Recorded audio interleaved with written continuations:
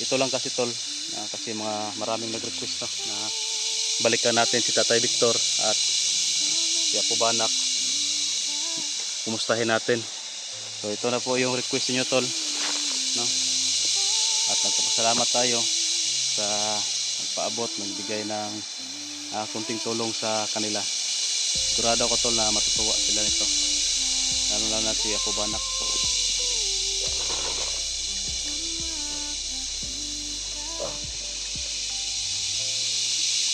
Yung sitwasyon natin tol.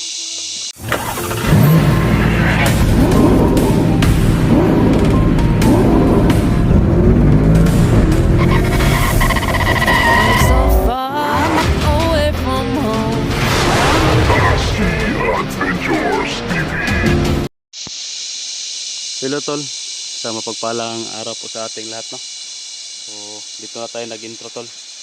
Paakyat tayo dito, no, sa area ni Apo Banak tol. Kaso hindi tayo nakapag-video kanina kasi mabigat yung dala natin tol. May dala tayo na pasalubong kay Apo Banak. Yan, bigas at saka konting grocery tol, at nandyan din sa loob yung yung suktong, no, hindi na makita to. Yan, mga grocery yan sa loob. May mga noodles, dilata, suktong, kaunti lang tol kasi kaunti lang yung budget natin. Pero at least may madala tayo na alay, no, kay Apo Banak. May isang sakong bigas din tol, no, kasya na yan sa kanila. Pag makita nila yan, malaking tuwa na ni Apo Banak siguro, no, lalo na kapag makuha niya yung suktong dyan sa loob. O yun tol, nagpapasalamat po ako, no, sa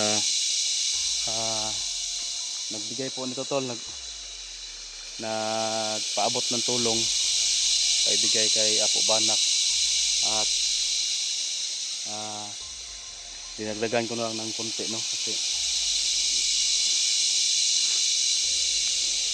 para madami-dami din yung madala natin, kasi yung bigas tol 1.5 na kasi yung sako niyan. At hindi ako makapag-video tol sa pag-akyat ko dito, medyo malayo pa, hindi kasi nakasama si Boy kasi nga may siya ngayon, may trabaho ba. Sinabihan ko yung kahapon at naman siya, nag-oo naman siya, pero kanina umalis pala, no? Kasi pinuntahan daw ng amo niya, yung nagpapatrabaho sa kanya ba, nagpapalibor, pinuntahan dyan, kinuha siya, sinundo ng motor at sumama naman. Hindi na nga nakapagpaalam sa akin, pero sige lang, no? At least kahit na wala si Boy ay patuloy pa rin tayo sa mission natin, no? At hindi pwede na i-delay natin to kasi pagkatapos naman dito tol, aakyat naman tayo doon kay Bito, Commander Bito, at ayan, babalik na naman tayo doon. Ito lang kasi tol, kasi maraming nag-request, no, na balikan natin si Tatay Victor at si Apo Banak, kumustahin natin. So ito na po yung request niyo tol, no? At nagpapasalamat tayo sa nagpaabot, nagbigay ng kunting tulong sa kanila. Sigurado ko tol na matutuwa sila nito, lalo na si Apo Banak. So sa mission natin na ito tol, balak kong dalhin si Tatay Victor, no, pag uwi ko, isama ko siya sa pag uwi ko. Kung maayos na yung kalagayan niya ba, wala na siyang sakit, okay na siya, at kung kusa siya sasama sa atin. Pero kung ang hindi siya sasama tol, so hindi ko na rin mapipilit, no. Alam niyo naman na palagi ako nasa mission, baka maiinip lang siya doon sa kubo kung siya lang mag-isa. Si Boy din may trabaho din palagi, nag-labor din, umakyat ng bundok. Pero kung gusto niya sumama ay isama natin tol, no, sa pagbalik natin. Siguro tol, mamayang hapon pa ako makarating doon sa area kasi medyo na tanghalian tayo ngayon.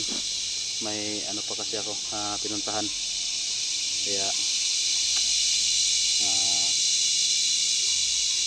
medyo natagalan tayo. So bago tayo alis dito tol, bago tayo magpatuloy, shoutout muna tayo sa mga admin natin. Pinangunahan po ni Admin Daphne, lalo na kay Ma'am Rosny, kay Ma'am Tess, kay Ate Salubi, kay Ma'am Jocelyn, yan, kay Ma'am Leah, Ma'am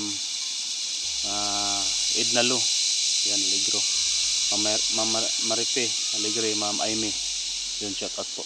Shout out na rin tol kay Ate Dailin Choy, kay Ate Catherine Roldan, yan, kay Tita Glors Pidire, kay Tita Gilma, lalo na kay Ma'am Melinda Kimura, kay Ma'am Joy Hapson, yan, kay Ma'am Minita Nagilnate, kay Ma'am Juby De Leon, yan, Ma'am Bibs Quares, Lola Lucel, Ate Red Rose.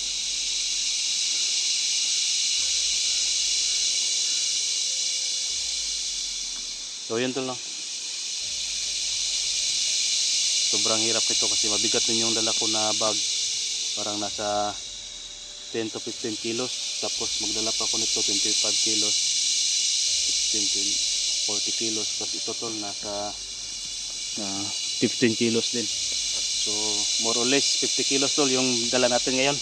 Sobrang bigat kaya mahirapan tayo ngayon, no? Nag-isa lang tayo na umakyat sa area na Kubanak. Sobrang bigat ito, doon pa tayo galing kanina, hindi na nga ako nag-video, at yan, dito na tayo nagpahinga. May dala din ako na mga bag tol kasi dito may mga laman din to na mga pagkain natin, no?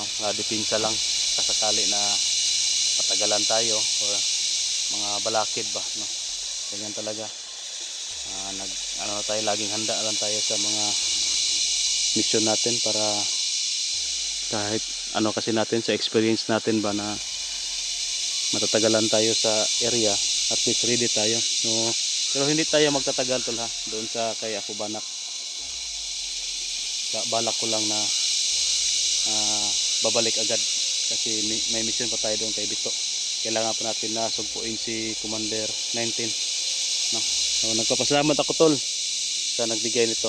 Thank you po, more blessings po sa inyo ma'am. Sana marami pa kayong matulungan na mga tao na nangangailangan po, no? Yan. Thank you po. At doon na tayo tol mag-mooncam, no? Kung malapit na tayo sa area ni Kubanak or kung makikita na natin siya, doon na tayo mismo mag-mooncam tol kasi mahirapan ako nito.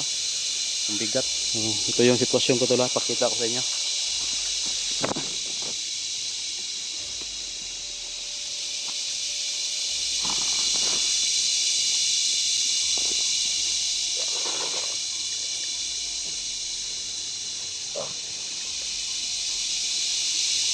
Yung sitwasyon natin tol, no?